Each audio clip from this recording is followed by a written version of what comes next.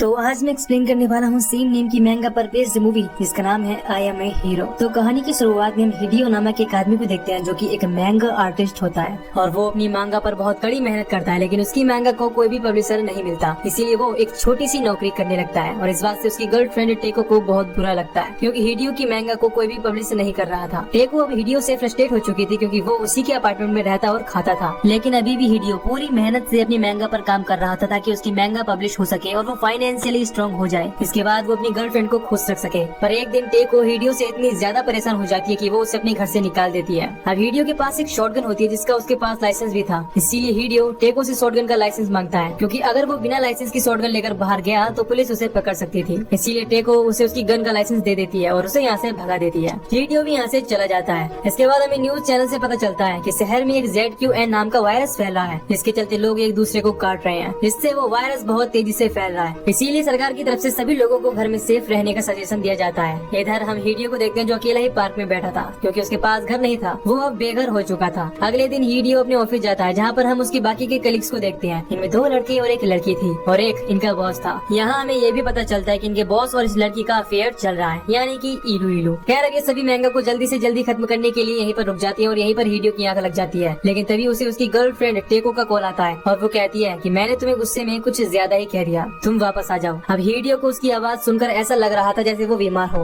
अब क्योंकि ज्यादा रात हो गई थी इसीलिए हिडियो टेको के घर नहीं जाता, लेकिन अगली सुबह तुरंत वो टेको के घर आता है और टेको को दरवाजा खोलने के लिए कहता है, लेकिन टेको दरवाजा नहीं खोलती। इसीलिए हिडियो टेको को कॉल करने की भी कोशिश करता है लेकिन टेको कॉल पिक नहीं करती। लेकिन जब वो लेटर बॉक्स की जगह से अंदर झांकता है तो पाता है कि टेको बहुत अजीब तरीके से हरकतें कर रही है। हिडियो टेको को आवाज लगाता है जिसे देख टेको अजीब हरकतें करते हुए हिडियो के पास आती है और उस पर अटैक कर देती है। हिडियो टेको से अपने आप को बचाता है और उसे वापस घर में कैद करने की कोशिश करता है, लेकिन टेको अपने हाथ और पैर दोनों से उस पर हमला कर देती है और वो दरवाजे को अपने दांतों से काटने भी लगती है, जिस दौरान उसके सभी दांत टूट कर गिर जाते हैं। इसके बाद टेको हिडियो को उठाकर घर के अंदर फेंकती है और उसे मारने लगती है। वो उसके हाथ पर काटने की कोशिश करती है पर हिडियो अपने आप को बचाने की कोशिश करते हुए टेको को धक्का दे देता है, जिससे टेको के सर में हिडियो का एक अवार्ड घुस जाता है, जिससे उसकी मौत हो जाती है। ये देखकर हिडियो डर जाता है और यहाँ से भाग जाता है। इसके बाद वो अपने ऑफिस पहुँचता है तो देखता है कि उसके कलीग की शर्ट पर बहुत सारा खून है। उसके हाथ में एक बेसबॉल बैट है और उसने अपने ही कलीग को मार डाला था क्योंकि वो ZQN नाम के वायरस से इन्फेक्टेड हो चुका था। तभी इनका बॉस बाहर आता है। इसकी आंखें बहुत अजीब थी क्योंकि वो भी अब इन्फेक्टेड हो चुका था। इनका बॉस इनसे कहता है कि तुमने अपना काम पूरा कर लिया। इसे देख वो गुस्से में अपने बॉस का सर फोड़कर उसे मार डालता है।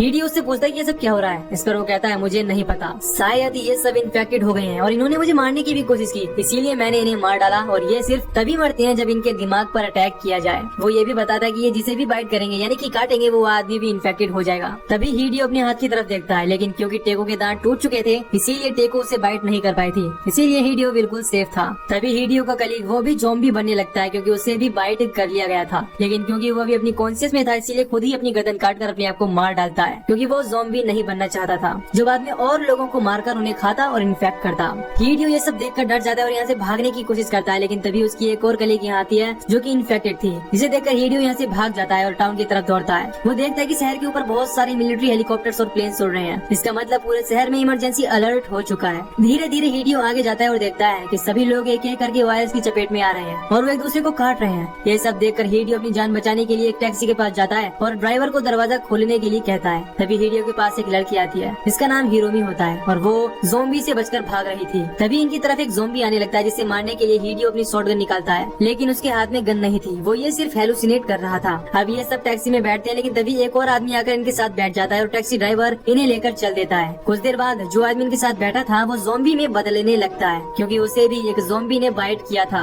वो इन पर अटैक कर देता है और टैक्सी ड्राइवर को इन्फेक्टेड कर देता है। इसके बाद ये ज़ॉम्बी हिडियो पर भी हमला कर देता है और हिडियो से बाहर फेंकने की कोशिश करता है, लेकिन ये ज़ॉम्बी हिडियो को पकड़ लेता है पर हिरोमी उसकी मदद करती है। इसके बाद हिडियो इस ज़ॉम्बी को लात मारकर गिरा देता है और ये ज़ॉम्बी मारा जाता है। कुछ देर बाद टैक्सी ड्राइवर भी ज़ॉम्बी में तब्दील होने लगता है। ये टैक्सी ड्राइवर इमोशनल हो जाता है और कहता है कि 30 साल में उसने कोई भी कानून नहीं तोड़ा। इसके बाद ये टैक्सी ड्राइवर कानून तोड़ते हुए गाड़ी की स्पीड तेज कर देता है, जिससे इनका एक्सीडेंट हो जाता है। हिडियो और हिरोमी दोनों बेहोश हो जाते हैं और जब इन्हें होश आता है तो इनके पीछे पूरा शहर था जो ज़ॉम्बी की दहशत में तबाह हो चुका था। इन्हें पता चलता है कि ये वायरस बहुत तेजी से फैल रहा है, इससे ये लोग अपनी मेमोरी को तो भूल जाएंगे लेकिन उनका प्रोफेशन उनकी बॉडी को नहीं छोड़ेगा। जैसे कि अगर कोई एथलीट है तो वो ज़ॉम्बी बनने के बाद भी वैसे ही हरकतें करेगा। इन्हें ये भी पता चलता है कि अगर ये माउंट फूजी पर जाएं तो वायरस खत्म हो सकता है, इसीलिए ये माउंट फूजी पर जाने का डिसाइड करते हैं। मगर रात होने की वजह से एक सेफ जगह पर छुप जाते हैं और और अब तक ये दोनों एक दूसरे को पसंद करने लगे थे। अगली सुबह जब हिडियो की नींद खुलती है तो वो देखता है कि हिरोमी की गर्दन पर ज़ॉम्बी बाइट है, यानी कि वो भी इन्फेक्टेड है।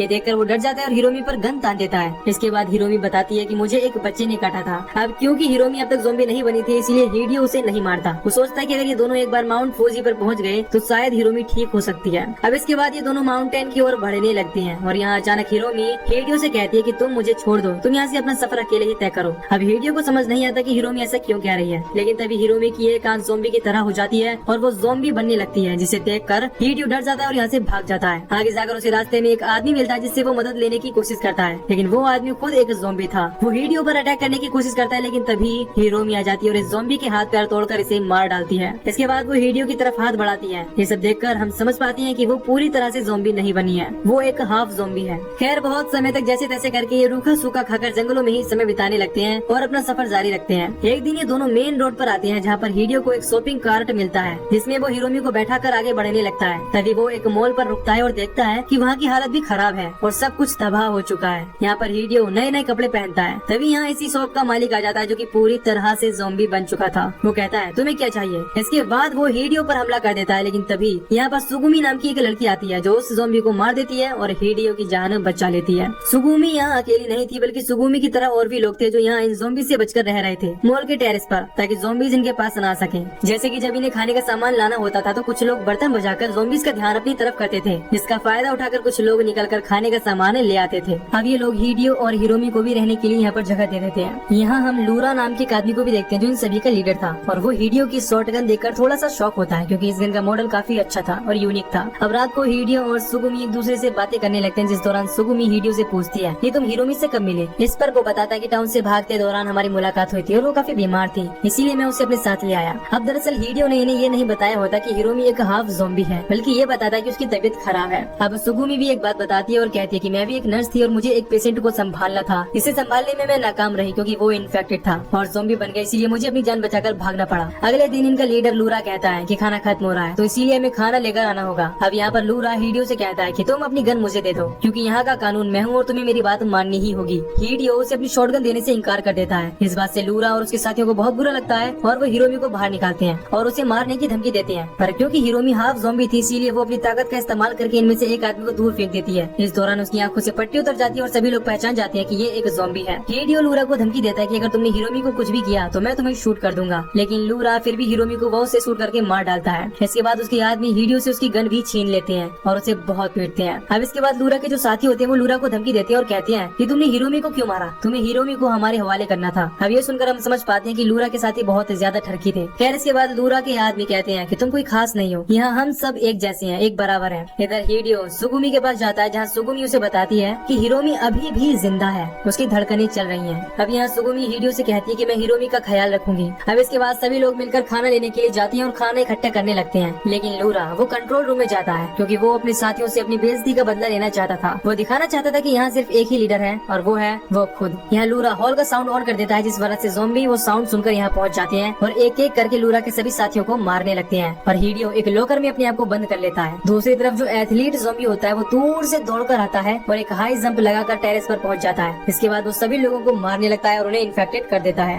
लेकिन सुगुमी हिरोमी को लेकर छुप जाती है। इसके बाद वो वॉकी टॉकी के थ्रू हिडियो को बताती है कि यहाँ पर ज़ॉम्बी ने सभी को इन्फेक्ट करके ज़ॉम्बी बना दिया है। इस पर हिडियो सुगुमी को बेसमेंट में आने को बोलता है। अब जैसे ही हिडियो लॉकर से बाहर निकलता है तो एक ज़ॉम्बी उस पर हमला कर देता है और उसके हाथ पर काट लेता है, लेकिन हिडियो रियलाइज करता है कि उसने अपने हाथ में बहुत सारी घड़ियां पहन रखी हैं, जिस वजह से वो बच गया। अब इसके बाद वो यहाँ से भागता है और हॉल में पहुँचता है। तभी उसे अपनी शॉटगन मिल जाती है। कुछ देर बाद यहाँ पर सुगुमी हिरोमी को लेकर आ जाती है और उसे लूरा मिलता है जो कुछ ही देर बाद ज़ॉम्बी बन जाता है क्योंकि उसे भी ज़ॉम्बी ने इन्फेक्टेड कर दिया था। अभी यहाँ लूरा खुद ही अपनी आंखें फोड़कर सुगुमी और हिरोमी पर अटैक कर देता है। इसके बाद ये दोनों भागने लगते हैं और तभी हिडियो लूरा का सर उड़ा देता है, जिसके बाद लूरा मारा जाता है। तभी यहाँ पर इन्हीं के ग्रुप का एक आदमी आता है जो अब तक बचा हुआ था। अब ये सभी मिलकर यहाँ से निकलते हैं, लेकिन दोनों तरफ से इन्हें ज़ॉम्बीज घेर लेते हैं और इनकी तरफ तेजी से बढ़ने लगते हैं। इसके बाद हिडियो अपनी शॉटगन लोड करता है और एक एक करके सभी को मारने लगता है। उसके पास काफी बुलेट थी। इस दौरान इनके एक साथी को ज़ॉम्बीज पकड़ लेते हैं और उसे इन्फेक्टेड कर देते हैं और अब बचते हैं हिडियो, हिरोमी और सुगुमी।